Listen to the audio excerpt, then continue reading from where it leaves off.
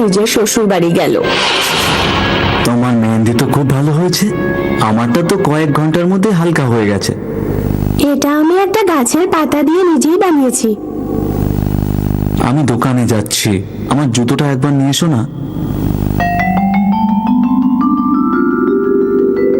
প্রিয়া যেই জুতোয় হাত দিল, জুতো সোনার হয়ে গেল।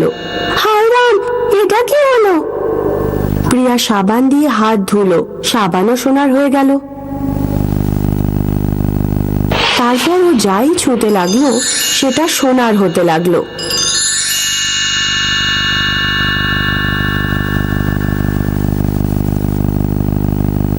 শোনো একটু, আমি কিছুই বুঝতে পারছি না।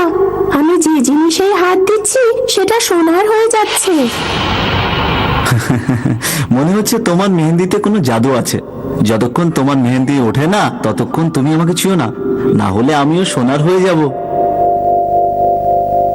জাদু মেহেন্দি নিয়ে প্রিয়া ঘরের অনেক জিনিস সোনার করে নিল। কিছুদিন পর প্রিয়ার হাতের মেহেন্দি উঠে গেল, কিন্তু ততদিনে ও আর ওর স্বামী বিরাট বড়লোক হয়ে গেল। টিনাও তখন গ্রামেই ছিল। যখন টিনা প্রিয়াকে গাড়ি থেকে নামতে দেখলো তখন ও খুবই অবাক হয়ে গেল। টিনা চুপচাপ ওর পেছন পেছন ওর বাড়ি পর্যন্ত গেল আর লুকিয়ে ঘরের ভেতরে দেখতে লাগলো। বাবা, এই নাও 10 লক্ষ টাকা। এখন আর তোমাকে আইসক্রিম বিক্রি করতে হবে না। এই টাকা দিয়ে তুমি তোমার বেঁচে থাকা জীবন খুব সুখে শান্তিতে থাকতে পারবে।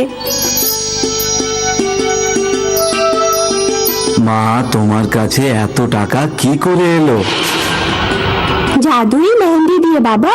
জঙ্গলে একটা মেহেন্দির গাছ আছে, ওই মেহেন্দি পরে যে কোনো জিনিসে হাত দিলে সেটা সোনার হয়ে যায়। আচ্ছা, তাহলে এই রহস্য। টিনা জঙ্গলে গেল আর মেহেন্দির গাছ খুঁজে বের করলো। ও গাছের সব পাতা পেড়ে ফেললো আর ওগুলো নিজের বাড়ি নিয়ে গেল। তারপর পাতাগুলোকে বেটে ও অনেকগুলো মেহেন্দি বানালো আর নিজের হাতে লাগিয়ে নিল।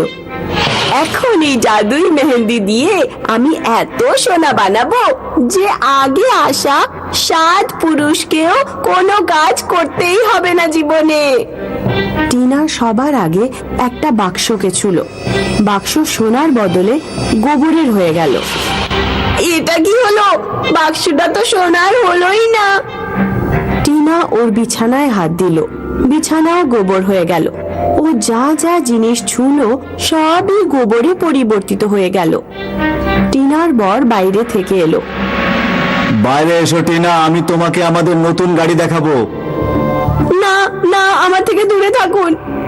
টিনার স্বামী টিনার কথা শুনলো না আর টিনার হাত ধরলো। টিনার হাত ধরতেই টিনার স্বামীও গোবরের স্তূপ হয়ে গেল। হায় রাম, আমি বরবাদ হয়ে গেলাম। এ কি হয়ে গেল? আমার সবকিছু গোবর হয়ে গেল। কেউ আমাকে সাহায্য করো। তাই তো বলে যে অতি লোভে তাঁতি নষ্ট।